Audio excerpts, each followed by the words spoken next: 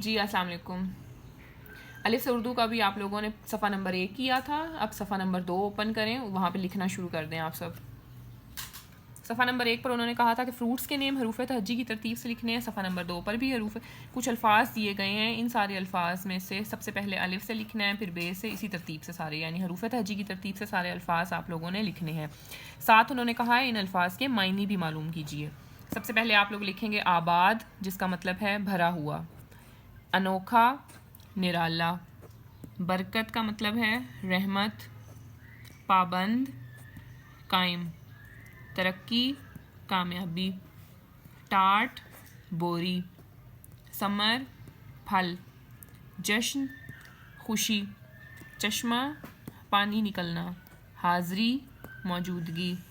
خدمت, دوسروں کے کام آنا. دیہات, گاؤں. ڈلیا, روٹی رکھنے کا برتن. ذوق, مزہ, مزاج. رہنما, راستہ دکھانے والا. زخمی, چوٹ کھایا ہوا.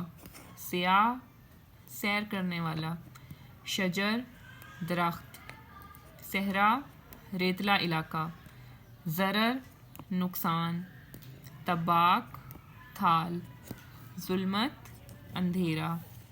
عوام, لوگ. غسل, نہانا. اسی ترتیب سے آپ لوگ اپنی کتاب پر بھی یہ سارے الفاظ اور ان کے معنی لکھ لیں.